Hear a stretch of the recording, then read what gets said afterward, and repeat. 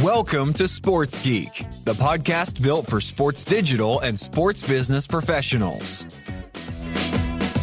And now, here's your host, dedicated to helping sports teams commercialize their brand and assets, Sean Callanan. Thanks, DJ Joel. My name is Sean Callanan, and welcome to episode 321 of Sports Geek. On this week's episode, I chat to Jen Dohrmann. She is the CEO of Table Tennis Victoria. Thank you very much for listening. You might be listening on sportsgeekhq.com, or you might be listening on your favourite podcast platform. It might be mine, Pocket Cast. It could be Apple. It could be Google. It could be Spotify. It could be all the other ones that are available. It should be available on every single podcast platform. If you can't find it on yours, please let me know. You can contact me at Sean Callanan on all social media platforms. And or you can use the old-fashioned method, email Sean at sportsgeekhq.com. Thank you to those who've left a review in the past. On this week's episode, I chat with Jen Dohrmann from Table Tennis Victoria. Let's get stuck into that interview, and I'll chat to you after.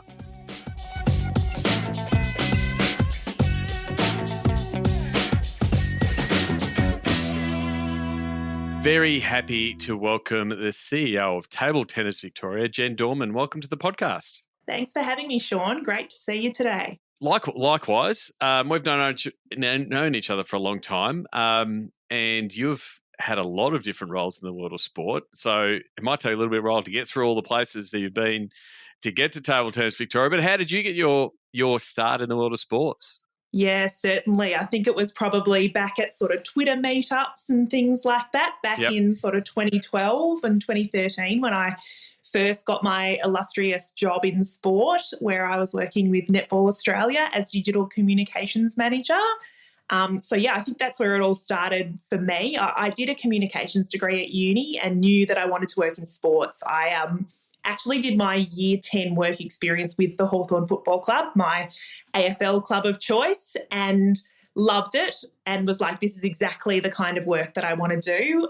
So it really shaped a lot of my career choices, and studying communications and PR, then going into really trying to find a job in sport, doing lots of volunteering roles to build up that experience, and getting that first role with Netball Australia as digital communications manager. So had a couple of years of doing that. So I want to stop. I want to stop you there because, I remember, we met around that same time. You're right. It was around Twitter meetups, and Twitter was still new, and people were still figuring it out. And what's a hashtag, and how do we use it, and that kind of thing. And you were very much getting that experience with different people. But were you also you've done work experience with Hawthorn?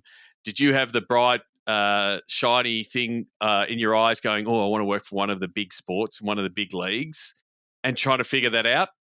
Yeah, my dream job was to work with the Hawthorn Football Club, and I think it actually came up. There was a communications assistant role and I just missed out, which was absolutely heartbreaking. So I'd done a lot of interviews with AFL sort of clubs about their entry-level communications kind of roles, and I sort of worked out that they were pretty cutthroat, and I think they were getting lots and lots of young people like me wanting to work with them. So I broadened my scope a bit, and I was like, let's see what other sports are out there and what other roles I can apply for. So I was lucky enough to actually get a job with Netball Australia, and I grew up playing netball like lots of Aussie girls. So that was a really great role for me, and it was straight into that social media thing where that was still quite new at the time in 2013, and I was able to really come in and differentiate the different channels that Netball Australia had. So we had the Diamonds channels, we had the Netball Australia sort of official channels. It was the ANZ Championship League at the time. So that was a trans-Tasman competition between New Zealand and Australian teams. So it was really understanding what your different voices were, what your different hashtags were, how you could sort of be a bit cheeky on the Aussie Diamonds sort of channels, interacting with other sports teams, but a bit more official on the Netball Australia sort of channel. So it was a really interesting first job in sport. It was a great group of people. I was fortunate to work with a lot of really great role models and leaders and mentors. And yeah, I think for me, it all culminated in the 2014 Commonwealth Games, which I didn't attend, but I did get to cover the Diamonds win over, I think it was in Edinburgh. And I remember I did a bit of a scan, and I was like, our hashtag had always been hashtag Go Diamonds. So I was like, let's go with gold diamonds. So instead of gold, it became gold, and that was trending, and I was very excited by that. So that was a big win for me. But yeah, then I sort of was like, okay, I think want to see what else I can do in my career. And I took my next step, which ended up being a bit of a change into horse racing, which was a bit of a random one. But I knew a few people in the industry, and they said, hey, we're setting up this digital arm of Racing Victoria called racing.com, and we need someone who gets social media to come and help us with our strategy. So I ended up making the jump from netball into horse racing, which was very eye-opening, a very different sort of cultural experience, but I learnt so much about sort of the racing industry, how just it's such a big production of different people and different roles and people who really live and breathe the sport of horse racing. It was quite different for me because I hadn't lived and breathed the sport of horse racing. So probably after about 3 or 4 months, once we got through the Spring Racing Carnival in 2014, I was like, oh, actually, now that all of the colour and glamour of the Spring Racing Carnival's done, I actually don't know whether this is the right role for me. I don't think I can give up every Saturday to go to the races all across Victoria. So I ended up sort of starting to think about whether I wanted to sort of shift into a bit of a different role, and sort of kept my eyes open to see what else was around. So, I mean, it is strange jumping. You know, a lot of people do it in sport, jump from different sports, and they might start in a sport they know well, whether they played or they're a big fan of, and then jumping into a new sport. It's always like, how do you adapt what you did? Like, you know, how do you talk to the fans in the same way, but also understand those nuances? And then you sort of found yourself into the sports, the state sports orgs, working at Gymnastics Victoria. Did you have a background in gymnastics, or was it again looking for a role that allowed you to explore and sort of expand your marketing and comms skill set? Yeah, well, I had another role in there for a year as well, which was with the Melbourne Rebels rugby union team. So I think when I left horse racing, I decided I wanted to broaden my scope and not always be the digital girl or the social media person. Mm-hmm. So I decided to look for roles that were a bit more marketing and communication, so I could still do that digital communication stuff that I was pretty comfortable with, but starting to broaden my scope to see what more of the marketing roles are. So I jumped into a new sport once again, had no knowledge of rugby union, but definitely really enjoyed that ability to work on like a team sort of account and to be working with the Rebels boys and things. They were fantastic to work with, and it was quite an interesting time for the Rebels as well because they'd just been privately bought. So it was a bit of a new team sort of finding our feet, and it was a great experience to sort of go through the rugby union season with them. But I think by the time they fully brought together their new team and defined everyone's roles, I was back to sort of being the social media kind of girl, despite my title still being marketing and comms. So I started looking for other jobs, and that's where I saw a marketing and communications role with Gymnastics Victoria, and that really piqued my interest because as well as doing netball as a child, I didn't actually do gymnastics, but I did a lot of dance, and I think there's so many comparisons and similarities, I suppose, with dance and gymnastics. So I really felt like I was a strong candidate for this role to be able to bring the knowledge that I had from working in 3 other sports plus my passion for dance and movement into this Gymnastics Victoria role. So I was I was successful in that one and started with them at the end of 2016, and then was able to spend 5 years there growing, which was great. And do you think it was, not being a massive organisation at Gymnastics Victoria, did it give you that, like you said, you were there for six years or so, but it gave you that scope to grow and develop new skill sets, moving away from marketing, looking at the commercial piece, looking at industry development? Was that something that you were seeking to sort of break the mold? I don't want to just be in this one spot. I want to have a few more skills in my skill set. Yeah, 100%. I definitely wanted to find a job that I could sink my teeth into, because I'd sort of done the 18 months with netball, which I loved, and then took the job with racing for 6 months, and then the job with the Rebels for 12 months. So I wanted something that I could really sink my teeth into. And I remember the interview process for gymnastics, that it was like, oh, you've moved around a lot. We're looking for someone who can stay for at least 2 years. And I was like, well, I'm hopeful that I can. So it ended up being 5, almost 6. So it was definitely, I have to give credit to the CEO, Jamie Parsons, who really gave me the opportunity to grow in this role, because I started off as the one-person marketing and communications team and brought in some interns to help out. I had been an intern myself, so I really feel strongly about giving back and giving internship opportunities. I think of the 6 interns throughout my first few years that came along to Gymnastics Victoria, 3 of them ended up in full-time roles with the organisation. So yeah, I think I was really given that opportunity to start with the marketing comms stuff, and then I was able to take on board sort of a few of the corporate events, running the awards night and running the Women in Sport breakfast that Gymnastics Victoria hosted. For me to be able to have time to do that, I sort of was like, I'm going to need someone else to help me in marketing and comms. So I started with a part-time person doing the digital and comms kind of stuff. And then I did another sort of pitch that I can take on the commercial portfolio, which wasn't really being looked after at gymnastics. Not that we had big commercial sponsors, but there was certainly leotard providers, equipment providers and things like that we could probably do a bit of a better job servicing. So I was able to become marketing and commercial manager in 2019 and had my part-time staff member become full-time to focus on the marketing and comms stuff.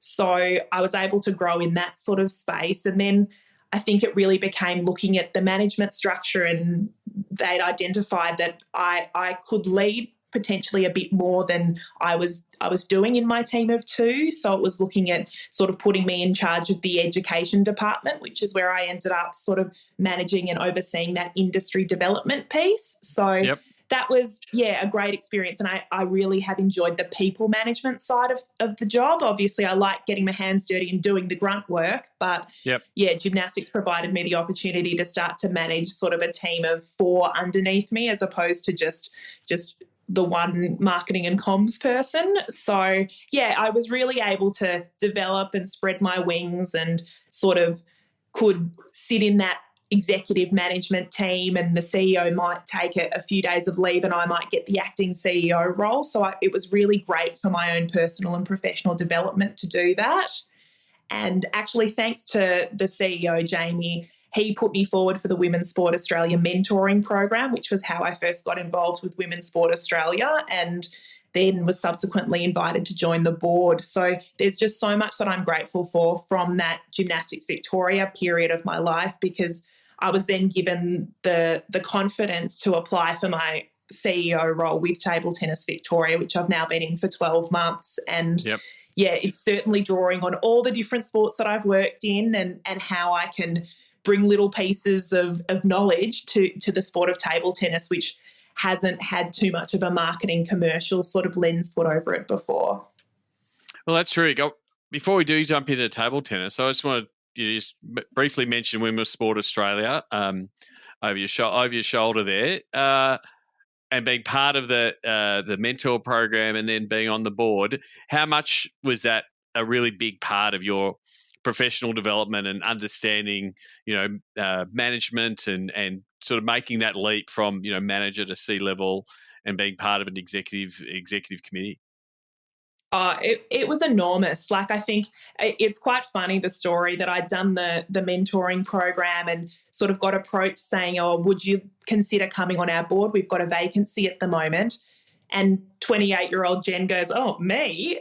You want me as a 28-year-old female to be on your board? Isn't that something that old men do? It was very much, I was quite surprised that an opportunity like this would come to me.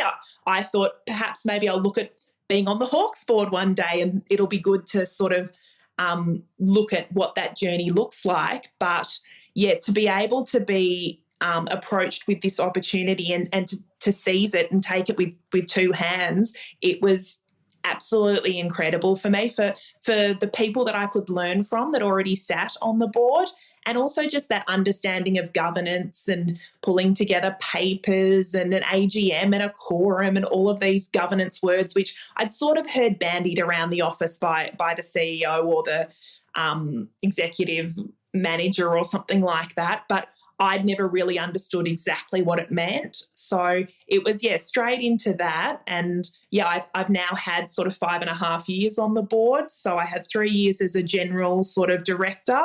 I then sort of stepped into the deputy president role, and then the last few years I've been the president. So I still sort of pinch myself a little bit that it's sort of I'm here as a 34-year-old who's the president of Women's Sport Australia, but it's been a fantastic journey, and I've really enjoyed the people that I've met and been able to work with through this opportunity. But we are 11 voluntary directors that try and do as much as we can. So it's always, everything has to exist around your day job. But I'm really proud of some of the initiatives that we've developed.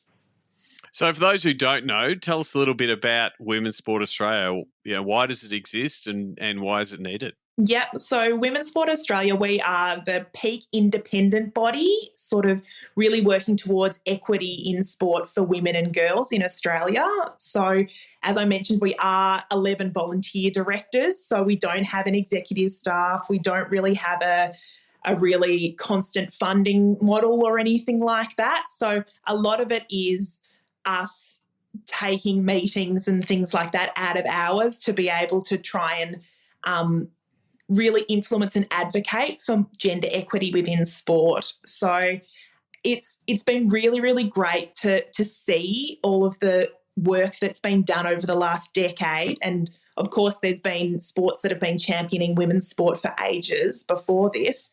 But certainly in the past decade, we've seen a real rise of women's sort of domestic competitions and the professionalisation of women's sport.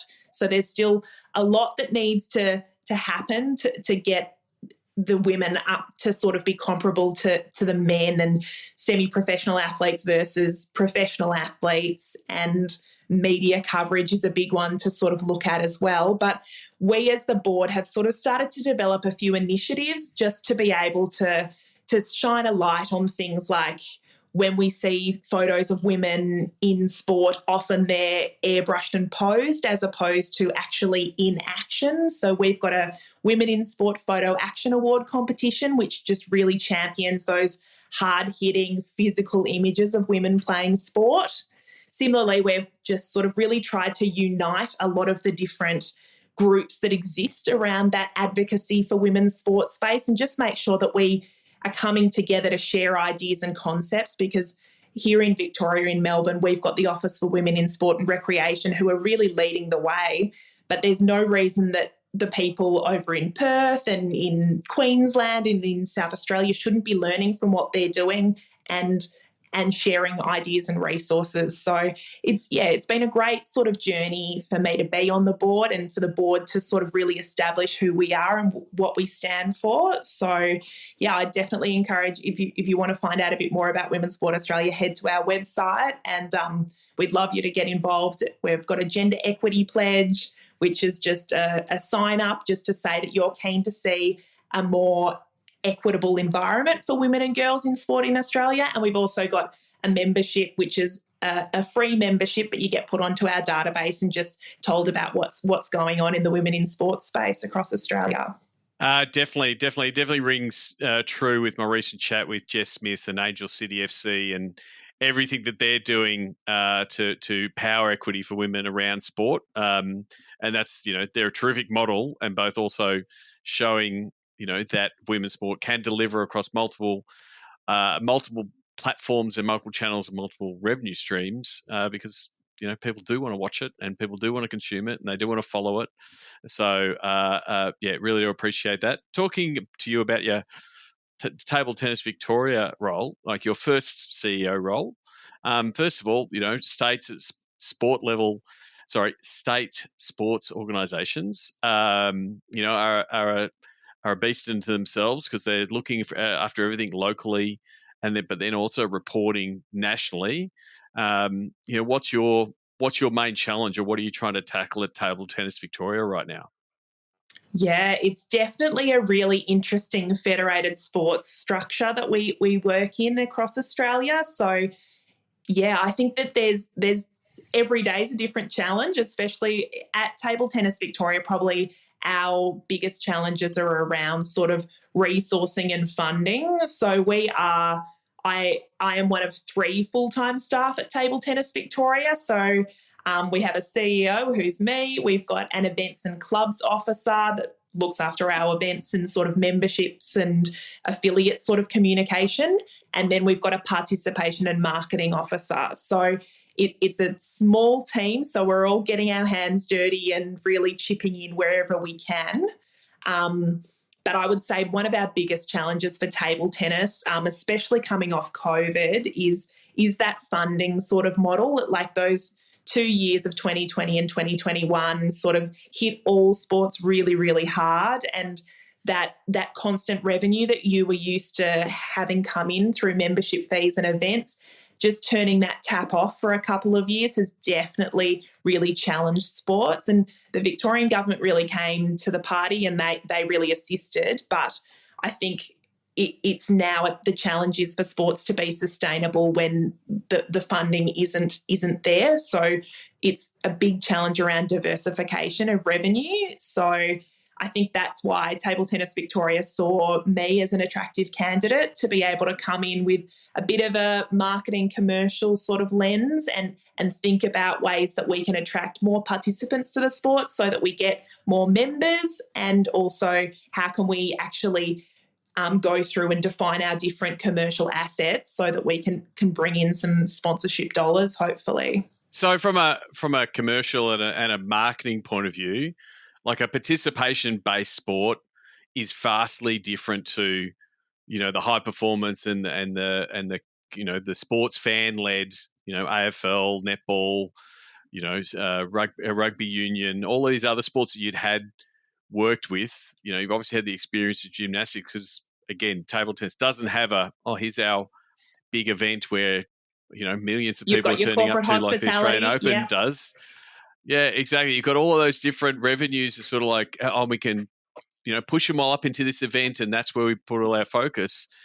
How do you go about, setting that marketing strategy and engagement strategy for a participation sport like table tennis? Yeah, it's definitely been a challenge because it's always a bit easier when you've got a corporate box you can sell off or signage around your stadium or something like that.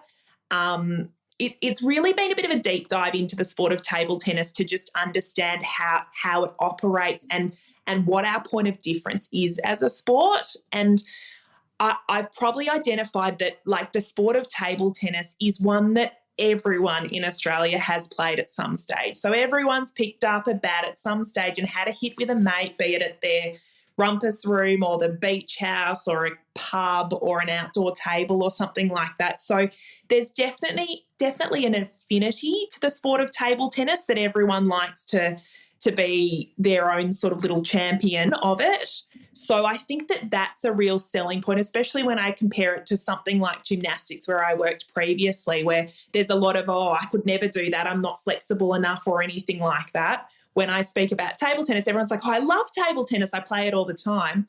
But then my next question's like, have you ever been to your local club? And 99% of the time it's a no. So it's looking at that opportunity. And one of the things that I identified last year was around sort of corporates having table tennis tables and like having it in the lunchroom or the breakout space or the media agency to be able to have a bit of a hit and have that as your work downtime. So for me, that was the sort of key thing that in my first year I was like, I'm really going to have a look at that piece around corporate cups and corporate workplace partnerships, because so many businesses in Victoria or Melbourne are struggling to get people back into the office. Maybe table tennis has a role to play here. So that's sort of been workplace partnerships, getting in touch with businesses that might want to run their own sort of corporate coaching or something like that. I think that that's definitely something that we can look at. And then the other assets that I'd look at for Table Tennis Victoria would be sort of our different events that we've got. We've got sort of Victorian Open Championships, Victorian Closed Championships, and some really big metro championships and country championships. So a little bit more of those local area marketing sort of approaches. But I would also think one of our most valuable assets would be our Victorian state team. We have very large representation in the national sort of database, and we've got some really strong people. We're lucky that the high performance program operates here in Victoria, so a lot of the Victorians are very strong. So I think there's definite opportunity to have our Victorian state team sponsored as an asset, and just being able to really appeal to that sort of corporate social responsibility of sort of having the support of these young athletes that may not be able to get to the local championships over in a different state unless the business is actually supporting them and contributing to a bit of funding that's going to help them to get there. So still working through a lot of it, but I think that's sort of the approach that I've taken. But I think it's definitely around everyone can play table tennis. Doesn't matter how old you are, doesn't matter what your sort of ability is like. There's a spot for you to play table tennis. But it is, I guess it's a challenge in the same way. I think the folks at cycling have the same challenge where people go, oh yeah, I ride my bike, but they never become like they don't pay a registration, or they don't become whereas I play basketball and I just I pay my registration because I know I've got to play every game.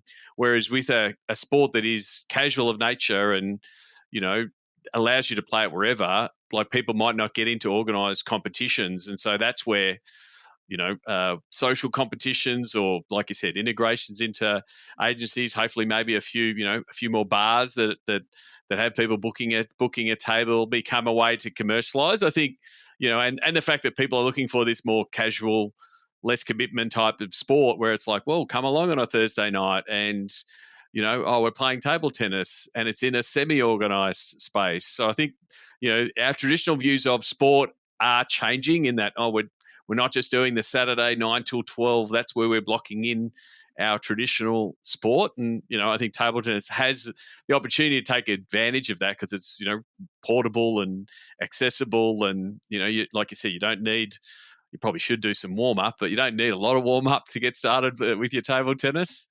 Yeah, no, there's a huge opportunity to embrace the pop-up ping pong kind of environment. So that's definitely something that we're looking at, and we are looking at doing a review of our membership model. We've just started one just because I think the constraints of needing to pay an upfront membership fee that goes to TTV, Table Tennis Victoria, and Table Tennis Australia, as well as a club membership, is a big barrier for people wanting to walk in the door and just have a hit when they could really just stay at home and do it or go to a pub. So yeah, it's just sort of breaking down some of those barriers so that we can increase participation and also just make space for those social players so that we can register them in a creative way, and it suddenly takes our membership numbers or our participant numbers, that they'll grow exponentially because suddenly we can now quantify all these people who play table tennis, just not in the rigid structure that we've currently got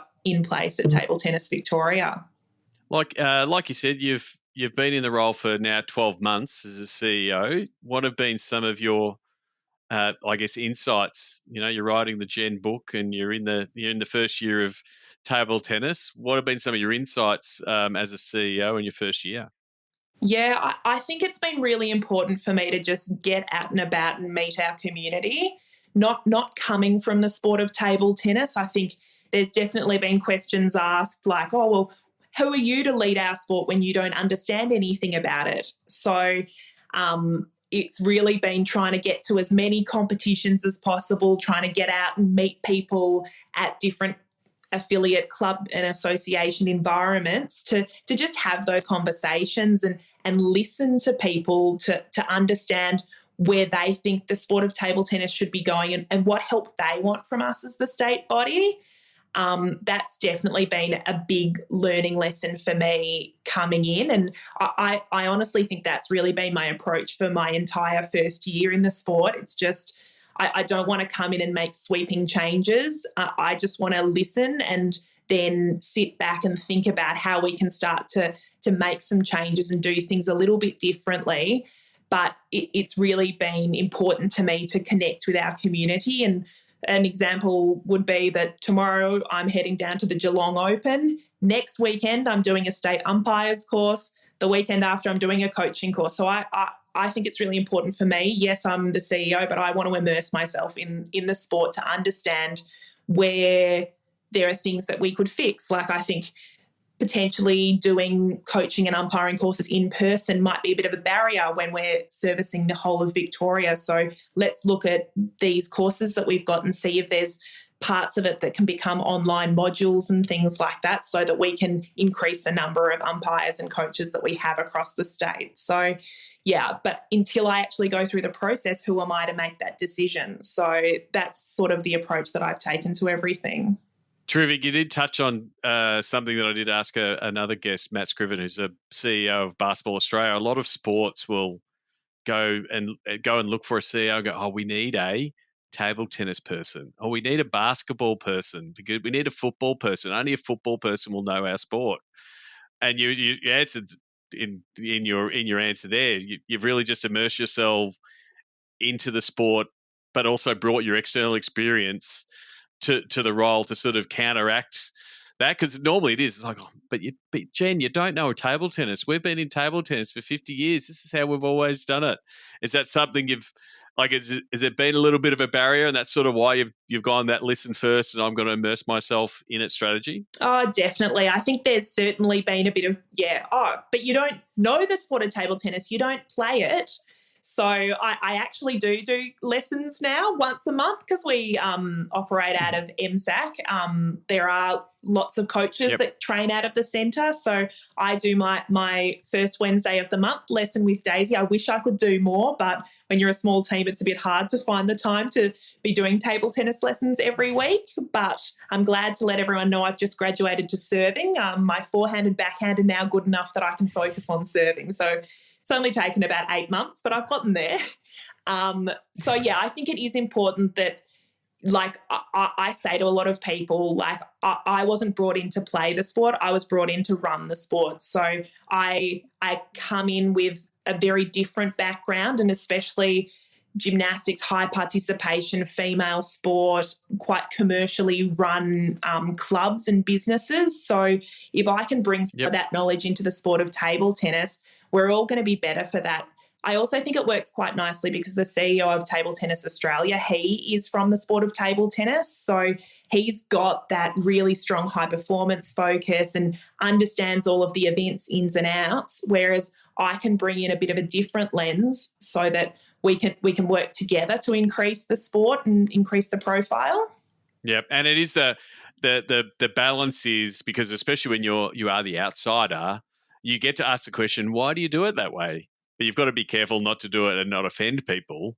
But it is, you get to say, could we do it another way? Because you don't have the locked in nature of this is how we've always done it. You can just be the person that says why. Exactly. And try to get those answers out, and those answers start forming, what you might do in the future. Yeah, it's exactly like that. And I'm lucky that in my work with Table Tennis Victoria, we do have one of our staff members who's now actually moved to Table Tennis Australia. She has lived and breathed table tennis her entire life. So together, she and I can sort of spitball ideas and think about ways that we might be able to do things. And she'll say, oh, we've tried it this way, but we could do it this way. So it's really nice that sort of brainstorming, because you need to understand the legacy of the sport and where it's come from, but coming in with some fresh eyes definitely helps as well. So I think, it's been a really great experience so far. Like, obviously it comes with its challenges. You need to make sort of hard decisions every now and then, and not everyone's going to be happy. But I think if you've developed relationships and if you're open to picking up the phone and having a chat with people, then like it's much less daunting, and you're able to sort of well explain why you've made this decision, and that's sort of for the best of the sport moving forwards. Yeah, and it's always the why that's important. Like if you say, why do we do this? And they tell you why, and then you go, cool, now we know. But if they go, oh, no, if they just go, that's all how we've always done it. And they go, we're not, why are you doing it? Are we doing it to get more participants? Are we doing it to engage our members? Are we doing it to, bring our clubs close together? Like those answers are the reason you're doing it. And what I find really fulfilling when I'm working with a team is when you see the team go, oh yeah, we don't really have a reason. And then they come up with the reason, and the results are completely different when they've got, oh, that's our goal in mind. That's what we're trying to do. Whether it's, hey, take a photo and send it out on Twitter or Instagram, when you know why you're doing it, it makes a complete world of difference. So it's great when the staff you're working with start that why culture themselves, and just always, how can we improve this? What else could we do? Exactly. Only good results come. And I'm trying to foster that. I've had new staff start, and that's definitely the approach that I've taken with them. Because they're definitely, from a staff point of view, it gives them more ownership. They want to take on more things, and like you did in gymnastics, you want a staff member that wants to bite off more than they can chew and chew like crazy, but then also, grow in the role. And if they're just being told, here's the 10 things to do, please, not tick them all off the list, they won't be around for long, and you'll just be constantly writing lists. Exactly. So, Jen, I want to get to my Sports Geek closing 5. I really do appreciate you taking the time. Do you remember the first sports event you ever attended? I think it would have to go back to Waverley Park and watching the Hawks with my mum. Mum and Dad were both AFL mad. Mum's a Hawks supporter, Dad's a Richmond supporter. So they had a pre-birth agreement that the girls go for the Hawks and the boys go for the Tigers. So I was always destined to be a Hawks supporter, and definitely heading to the footy at Waverley Park was one of my early memories. I think I had a cassette player playing Kylie Minogue tape, so I maybe wasn't as into the footy as I thought, but I was definitely there. Yep. Okay. Well, my mum and dad have a similar prenup. All the boys are Collingwood and all the girls are Richmond. There you go. But what I didn't realise, it was so ingrained. It was so ingrained that my mum got second round draft picks, and I just told my daughter that she backed for Richmond. That's how ingrained it was, and so I ended up having to take kids to two different games, and it didn't even occur to me to let my daughter barrack for Collingwood. But anyway, they've both seen a premiership, so they're both happy. Exactly. You've been to a lot of food, you've been to a lot of sports events, and food has changed over the journey. Do you have a favourite food memory or a go-to food at a sports event? I'm still just a classic Aussie meat pie at the footy. You just can't go past it, in my opinion. It's just, that's what I do still to this day. Maybe not the healthiest thing in the world, but I can't stomach having sushi at the footy. It's got to be a pie and sauce. Yeah, definitely. What's the first app you open in the morning? It's funny. Usually I would say Facebook, but it's sort of creeping into Instagram as well every so often. So, or if I wake up before my alarm, I'll open up my alarm and turn it off so that I don't need to be listening to it when it goes off. But yeah, often it'll be just a bit of a check of Facebook, see if any messages came through or anything like that. So that's probably me. And lastly, what social media platform is your MVP? And you can answer it as yourself from a personal point of view, but then also potentially table tennis. What platform's working best for Table Tennis Victoria? Yeah, well, I think for me, like I like a lot of them. I like that they're all unique to exactly sort of what you need to be. No, sorry, you're only allowed to. No fence sitting. You're only allowed to pick one. No fence sitting here. I don't want to hear you say 4 different platforms, Jen, because you love them all. It's like, when someone says, who's your favourite child? You have to pick one. Yeah. Okay. Well, I would probably say Instagram for me. I think that's sort of where I'm at the moment. Yep. And for Table Tennis Victoria, I would say Facebook is where we're really trying to sort of do a lot of stuff. We can do a lot of good video content, and just being able to have those links in the posts, it just makes it much easier for us to do things. That's where our community are. So that would be the 2 for us. Terrific. And Jen, if someone's listened to this episode and they're like, I want to talk to Jen, I want to say I enjoyed the episode, what's the best platforms to do that? Where can they find you on the internet? Yeah, so they can definitely find me on all of the social medias and things like that. So I would probably say, Twitter. I am Jen_Dohrmann, I believe. I got married at the start of the year, last year, so I'm still just confirming all of my different handles. But Instagram at Jen Dohrmann, there's no space in that one.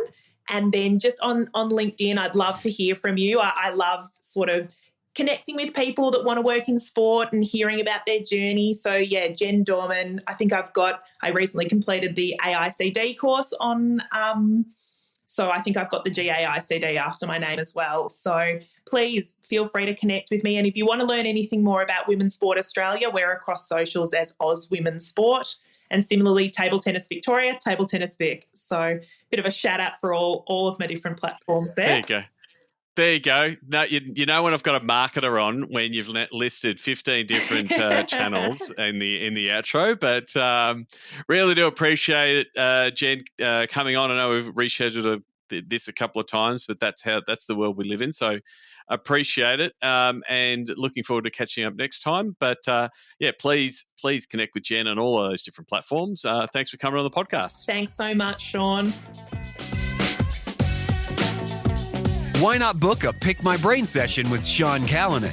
Go to sportsgeekhq.com/pickmybrain.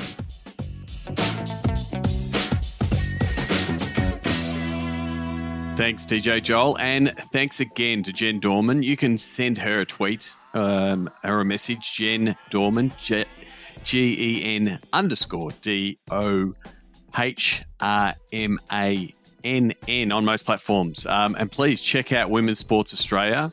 I'm always on the lookout for interviews with sports executives doing terrific things, and especially those who are doing killer jobs and are under-recognised. A lot of those are women sports executives. So please, if you know someone who's doing a great job at your part of the world, please reach out. I'm always looking for more interesting guests, whatever gender they may be, but always looking for more profiling more women on the podcast. And so if you can help me with that, I really do appreciate it. Also, a big thank you to those who reached out from last week, from the announcement around us partnering again with the SEAT conference. It's going to be in Utah in July. Great to hear from a lot of the SEAT alumni, many of my good friends, many of whom have been podcast guests over the past 300 odd episodes that I'm partnering with Josh and the team at SEAT. Really looking forward to what we're developing. We're going to have Josh on the podcast soon to sort of preview what's going to come up at SEAT in Utah. So if you want to know more about SEAT and what I'm planning and some of the things I'm planning with Josh, my DMs are open, as they say. Or you can send me an email, Sean at SportsGeekHQ. You can always check out and go to the SEAT conference website. Go to sportsgeekhq.com/SEAT. I wanted to just finish off, and before I wrap up, just tell a quick SEAT story. One of my fondest memories of SEAT was when SEAT went over to London and we had a one-day conference at Lord's Cricket Ground at Hello Turf, famous cricket ground for those of you who are in the US who don't know. It's pretty much where the cricket was born, and so being a long-time cricket fan myself, it was amazing to be there at that venue. Had a great discussion. That's actually where I met Nilay Shah from the New York Giants. He was at SEAT London as well. And then after SEAT, after we had the conference for the day, we then had dinner in the Lord's Long Room. And it was one of the first times that I break my normal dress code of wearing the Sports Geek sneakers at Sports Geek Shoes if you want to follow them on Twitter, because I wasn't allowed to wear the Sports Geek shoes in the Lord's Long Room. So I took the black shoes in, gave them a good shine to be able to get entry into the Lord's Long Room, and we were having a great chat there. Mike Gadding, the former English captain, was there, and he was going to be the after dinner speaker, and I was probably a little bit bolder than I should have been. I said, "Hey, Mike, how about I interview you? Because I understand the crowd. There's a lot of people from the US that had come over to seat London." I said, "How about I interview and sort of so you get to know the crowd a little bit?" So I wasn't meant to be interviewing Mike Gadding in the Lord's Long Room, but I end up doing it. And being an Australian, I was lucky enough to ask Mike about that famous Shane Warne ball, where he bowled him around his legs, and Mike didn't quite know what happened and bowled him. And Mike obviously told that story at many events, told it terrifically, and captivated the crowd, even those who did not understand the game of cricket. Very funny man, and like I said, one of the amazing opportunities they've got as being partnered with Seat, and looking forward to doing that in Utah. A few announcements during the week, and I want to sort of touch on them. I know I've sort of spoken about it before, but sports documentaries. Netflix obviously has had the big success with Drive to Survive. Like, it is a showcase, best case example of storytelling, but also driving that fan interest. We've seen the Australian Grand Prix return back to Australia last year, and the interest, the ticket sales, but also the ticket sales and the interest from completely new demographic that have pretty much driven into the sport by Drive to Survive. So we have seen a lot of success from the Drive to Survive series, both in viewership, and Netflix is obviously touting its great numbers. But the bit that interests me is the flow-on effect from a fan growth point of view. So we're seeing a few more sports follow that lead. We've seen tennis come out with Breakpoint recently, and golf with Full Swing. And just even this week, the NFL's announced a deal with Netflix on a quarterback series.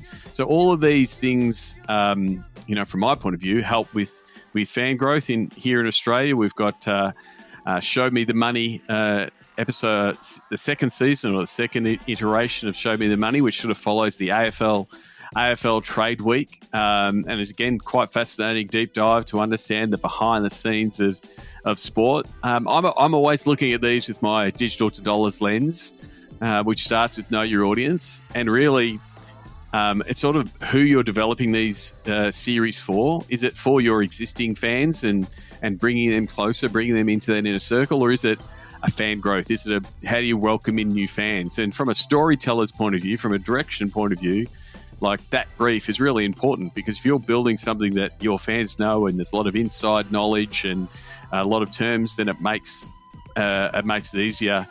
It makes it really for your current fans. But if you sort of start to open it up and sort of do wider, broader storytelling pieces, bigger profile pieces on some of the key players, it can bring in those new fans. So I think that the ones that these documentaries that work the best from an overall long tail fan growth point of view are the ones that sort of make that wider approach and look to attract new fans into your sport.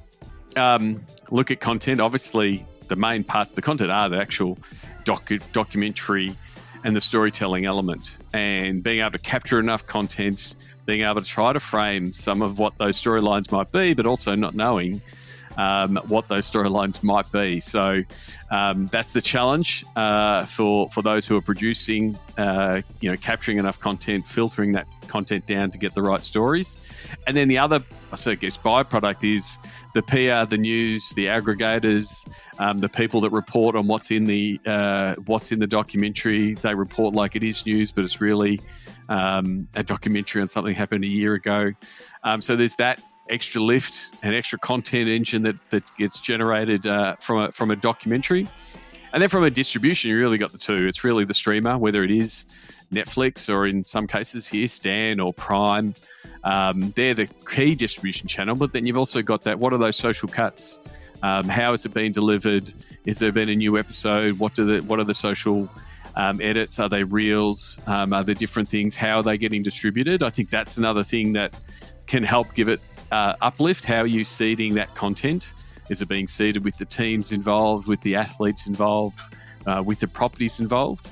So that's the piece that I find fascinating. And then, the value is that flow-on effect, the uplift in ticketing, the uplift in broadcast numbers, the uplift in broadcast numbers in different markets. That's one of the reasons we're seeing F1, grow so much in the US, behind Drive to Survive. Lastly, with the digital dollars is know your pitch. And so in this case, it's not a matter of, hey, how do we get sponsors on board? It's really, how do you pitch for the funding? How do you pitch for the funding? Because it is a big bet to go down the documentary path. It's not cheap. I think last time I saw that Drive to Survive was $1 million an episode. But it's very much a bet on a long tail fan growth strategy, which goes back to know your audience, which is why I think it has to be something that's targeted to that wider new audience. How do we bring in new fans? And I think, it is a cumulative thing. Drive to Survive, Series 1, Series 2, I think a lot of people probably caught up or found it the first time during the pandemic. And so that sort of gave that uplift. So it wasn't really, hey, season 1 was an amazing overnight success. It was very successful comparatively, but I think it was the aggregation and the accumulation of keep building on that IP and keep building on that world and getting more people involved. So I think it is something that I think it's going to be something that's here to stay. I think documentary rights and the access to documentary rights and the bidding for or the and the development of, I think is something that's going to be a really important and lucrative part for sports, but then also a really big part of how they can grow their sport, especially internationally through international streamers like Netflix. So because there was so many announcements and so many recent releases, I sort of wanted to look back at that. I'd love your thoughts. I think there is still, opportunities for that longer form piece, which all of these are, but then also what digital content teams can produce to do those shorter form, fly in the wall, smaller documentaries and see what they can develop in, and what does a 10 to 12 minute version of that look like on YouTube, and what traction does that get? So there's plenty of options from a team and a league digital department to produce more content in this style. Before I wrap this up, I just want to do a quick plug for Pick My Brain. I had one this morning and I had an absolute blast. 2 hours jumping on a video call. We use the Butter platform to keep it light and fun. But yeah, do you have a problem that needs unlocking? Do you want some help with a campaign? Do you need some high-level strategy advice? You're trying to unlock something either at a platform or trying to get things working between a couple of departments? Or do you just want to inspire your team to help them level up and sort of use me as a sounding board to throw new ideas around and come up with a few new things? That's exactly what the Pick My Brain sessions are for. You pick it, find a time, click the link, find a time, swipe the credit card, lock in, and then we just dive in. I go deep, no holds barred. My goal is that there are pages and pages of notes scribbled down. People's heads are hurting at the end, and they're too excited to log off for the day because they want to start doing some ideas. That's pretty much what I want to deliver in the Pick My Brain, and I just love doing them because that's normally a result of, oh, cool, when can we do the next one? That was really cool. We've got lots of ideas to tackle. So check them out, sportsgeekhq.com/Pick My Brain. That's how you can do it. That's how you can pick my brain. Click the link, swipe the credit card, and you're away. Other than that, thank you very much to Jen, my guest on this episode. And until next episode, my name is Sean Callanan, and you've been listening to Sports Geek. Don't miss out on the latest news and updates from the sports industry. Sign up for the Sports Geek News email newsletter today and stay informed on the latest trends, insights, and analysis from the world of sports. Sign up at sportsgeekhq.com. Want to help drive more revenue from your digital efforts? Book a time for a call. Go to sportsgeekhq.com/phone call. For more resources, go to sportsgeekhq.com.